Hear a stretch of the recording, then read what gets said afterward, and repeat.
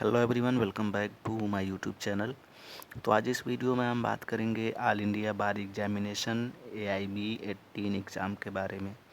और जैसा कि आपको पता है कि AIB 18 का जो एग्ज़ाम है वो कल प्रस्तावित है, यानी कि 10 दिसंबर को।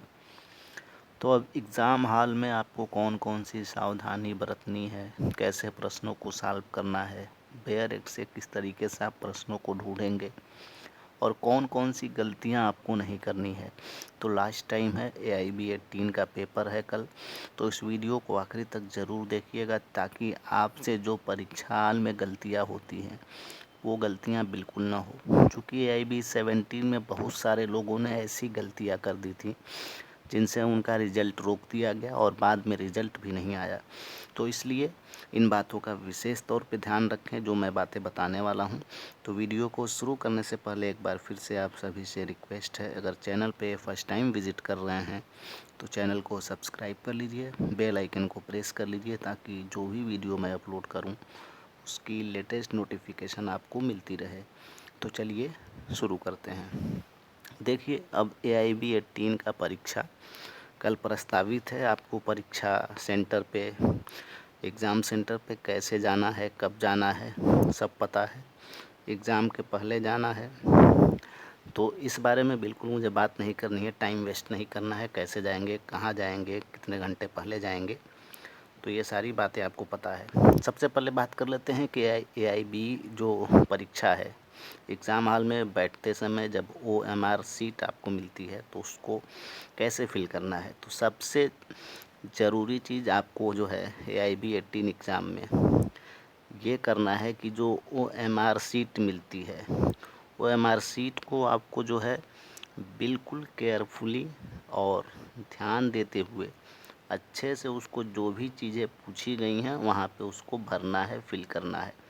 अगर उसमें कोई भी आप गलती करते हैं तो आपका रिज़ल्ट रोक दिया जाएगा, आपका रिज़ल्ट जारी नहीं किया जाएगा और बाद में भी आपको कोई मौका नहीं दिया जाएगा। इस बात का विशेष तौर पे ध्यान रखें। अगर वो OMR सीट में जो भी चीज़ें पूछी गई हैं आपको नहीं समझ में आता है तो जो परीक्षा हाल में परीक्षक होता है उससे इस बारे में बात करें, उससे जो भी आपकी दिक्कतें हैं उसको बताएं, तो वो आपकी जो भी प्रॉब्लम्स है वो सॉल्व करेगा। तो सबसे ज़रूरी बात यह है कि आपको जो है OMR सीट को अच्छे से, ध्यान से, सावधानीपूर्वक सही सही फिल करना है। कोई भी गलती करेंगे तो आप चाहे 60 क्वेश्चन करें, 80 क्वेश्चन करें, आपका रिज़ल्ट नहीं आएगा, रोक दिया जाएगा। और पिछली बार जब AIB 17 का एग्ज़ाम हुआ था तो इस तरह की समस्याएं बहुत ज़्यादा हुई थी। बहुत सारे लोग इसी वजह से फ़ेल हो गए थे कि उन्होंने जो OMR सीट होती है उसमें जो भी चीज़ें पूछी गई थी उसको या तो गलत भर दिए थे या जो चीज़ें जहाँ भरनी थी वहाँ नहीं भरे थे। तो इस वजह से उनका रिज़ल्ट रोक दिया गया था, उनको फ़ेल कर दिया गया था। तो OMR सीट में विशेष तौर पे आपको ध्यान देना है कि कौन सी चीज़ें कहाँ भरनी है, क्या पूछा जा रहा है, रोल नंबर कहाँ भरना है, बुकलेट का नंबर कहाँ भरना है। तो इन बातों का विशेष तौर पे ध्यान रखिएगा। मैं आपको बार बार इस बात से आगाह कर रहा हूँ। अगर आपने OMR सीट में कोई भी गलती कर दी जो उसमें चीज़ें भरनी है तो आपका रिज़ल्ट रोक दिया जाएगा। अब दूसरी बात कर लेते हैं। अब जो है हम बात करेंगे बेयर एक्ट के बारे में। तो आपको पता है कि बेयर एक्ट जो है विदाउट शार्ट नोट से लागू है, लेकिन अगर आपके पास विदाउट शार्ट नोट्स वाली बेयर एक्ट नहीं है तो आप शार्ट नोट्स वाली बेयर एक्ट भी ले जा सकते हैं। बेयर एक्ट की जो डाउनलोडेड कापी होती है, मान लिया आपके पास बेयर एक्ट नहीं है, आप नेट से डाउनलोड किए हैं, तो उसकी जो डाउनलोडेड कापीज़ होती हैं वो भी अलाउ है, आप उसको भी ले जा सकते हैं। आपको इससे कोई रोकेगा नहीं, क्योंकि इस संबंध में जो है BCI ने पहले ही बता दिया है कि आप जो है, अगर आपके पास विदाउट शार्ट नोट्स वाली बेयर एक्ट नहीं है तो आप bare act with short notes वाली भी ले जा सकते हैं।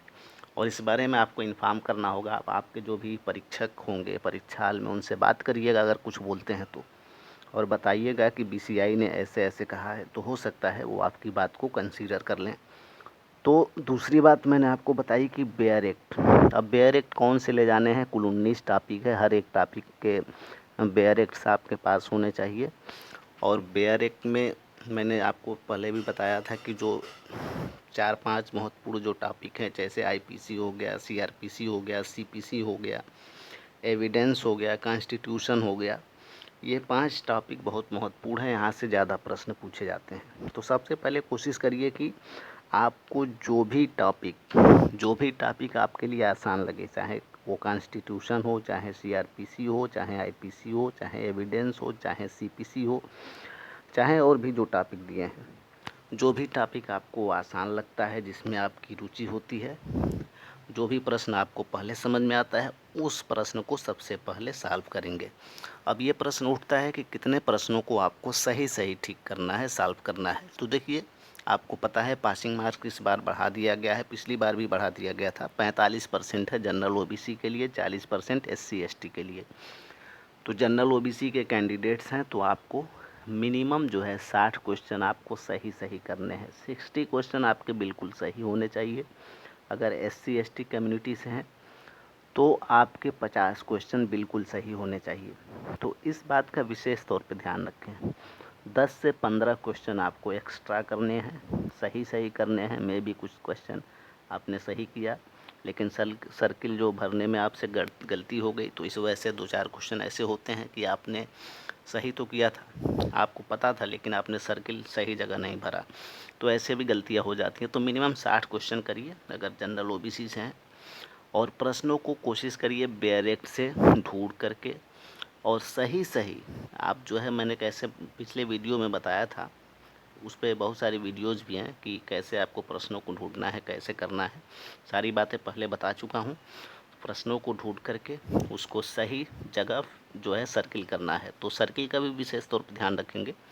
बहुत सारे लोग जो है, पता चला क्वेश्चन नंबर 20 कर रहे हैं और क्वेश्चन नंबर 21 में सर्किल जो है कर रहे हैं। तो इस बात का भी विशेष तौर पे ध्यान रखना है। अब एग्ज़ाम हॉल में जा रहे हैं तो आपको पता है क्या क्या लेकर के जाना चाहिए। इस बारे में मुझे ज़्यादा बताने की ज़रूरत भी नहीं है। एडमिट कार्ड होनी चाहिए, आईडी प्रूफ होनी चाहिए।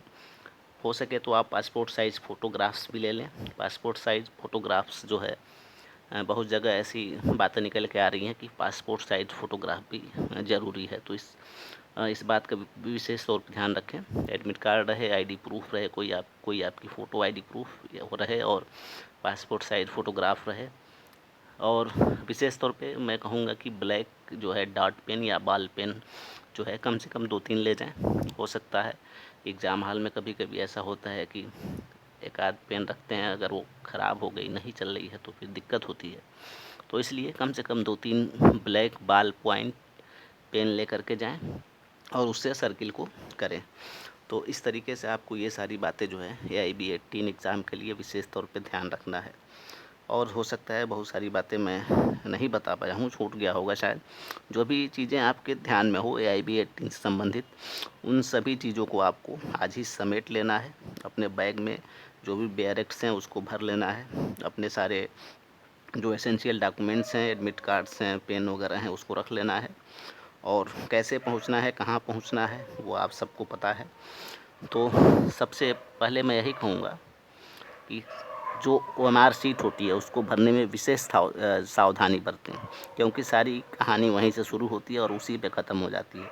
तो OMR शीट पे विशेष तौर पे ध्यान रखिएगा।